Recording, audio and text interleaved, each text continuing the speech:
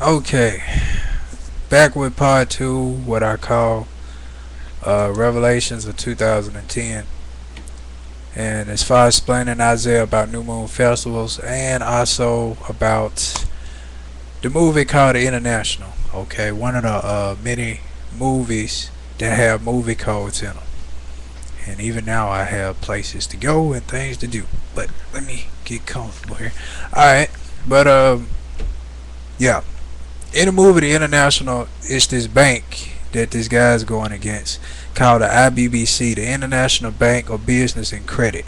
And this bank is like a world bank. A world bank that a whole lot of bankers all over the world are investing in, putting their funds and their stock in. This is like a global bank. And this global bank is making a profit off whatever it can.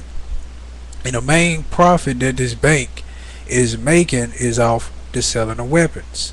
So the guy explained it so perfectly, which I've been speaking a whole lot of what was in that movie already, but there was only a confirmation of what I was saying.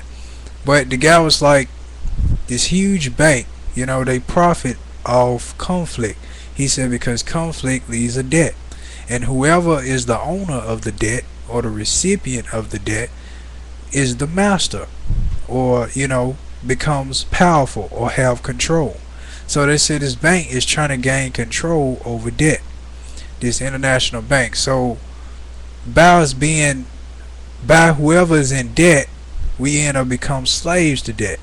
That's why I say in America this is like the communism in disguise. Communism in disguise in America is taxes and debt. There's communism because they pretty much can do what they want or legislate what they want if we indebted to these people. Whoever we in debt to, like say it's a mortgage company, if it's you in debt behind on taxes, it's some way to gain some type of control through money. Cause money has become this system of manipulation and control. This is exactly what it's became. So by money becoming a system of manipulation and control, people who fiend for money, people who lust for money, who become addicted to it, have become a part of that system or that matrix, I guess you can say, become a part of this money matrix of control. Because this is it's just like the movie The Matrix, and that's exactly what it is.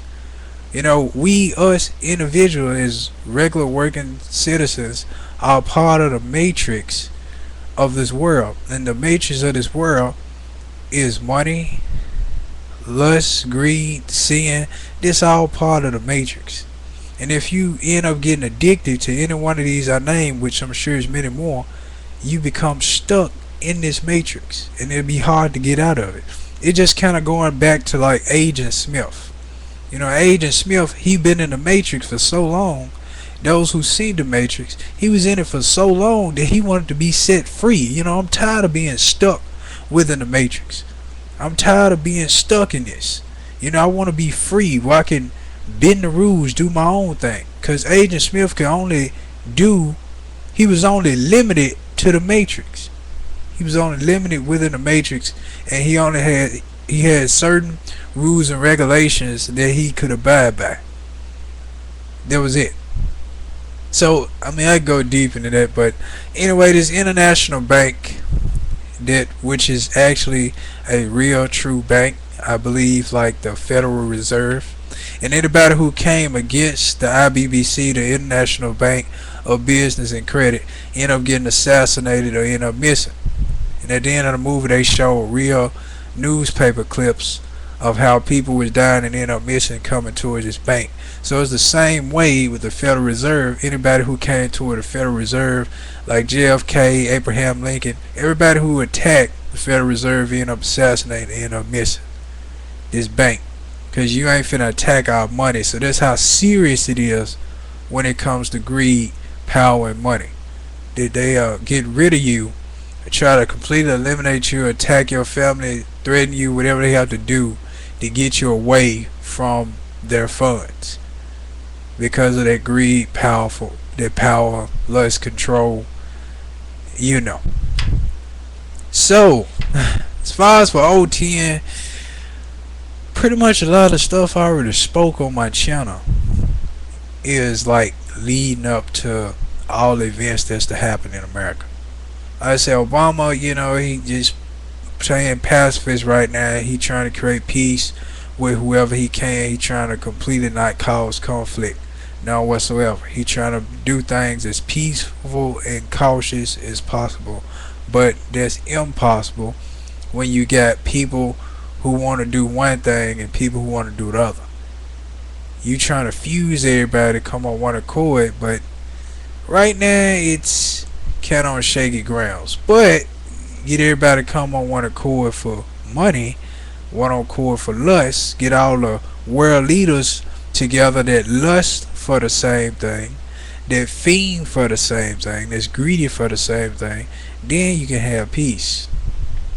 Because giving everybody what they want, we all fiend or crave the same thing. So by you quenching all our cravings and all the things we fiend for, yeah, it can be peace. But anywho, just thought I'd bring that up about the IBBC, about the Movie International. Check it out, giving a lot of information of what's true or what's going on in the world today, what is going on. And like I said, war creates a profit. When you go to war, that's how it builds a profit. People have profited off bloodshed for centuries. This country profited off bloodshed. I mean, you go to war with somebody and you conquer and you take, and what happens? You take all their riches, all their wealth, all their beautiful women, all their good sword, their land, and you make a profit from it. If you are the winner of that war. But if you are a loser, then no, there is no profit. So in order to make a profit, that's why a lot of people go to war. People who poor don't have much try to gain as much power and access to powerful weapons to try to conquer the strongest country. So when they try to conquer the strongest country, what are they doing? Why are they trying to declare war against a country that's much more stronger than they are? Why? So they can make a profit against this country. It's kind of like in boxing. It's like whoever has the championship belt. You got the lower guy that's coming up and doing a good job at winning a whole lot of bouts, and the lower guy is aiming for the champion. And the contender pretty much is going against the champion. I believe I can conquer. I believe I can dominate this guy. And if I do dominate this guy, then I'm going to make a great profit. And not only will I make a great profit, but I too will hold the championship belt, or I will hold the championship belt in place of the loser. So that's what's going on with Iran right now. Iran has been doing some heavy training to get in the ring with America. So by Iran doing heavy training to get in the ring with America hasn't been training. Why? Because America is like the tortoise in the hare. This country kick back, man, we powerful, and nobody can bring us down. We the most powerful. So, hey, they'll never catch up to us. They'll never catch up. Just like the tortoise in the hare. They'll never catch up to us. We got so much technology. We wealthy. We rich, and we ain't got to train. We undefeated. So while Iran is catching up to America in technology and wealth and all that, Iran catching up. Iran a tortoise. Iran is going undefeated right now, winning a whole lot of bouts. So stepping in the ring with America, and America ain't trained, what you think gonna happen? Guess I'm gonna leave it at that. Peace be unto you as always, and Christ for life.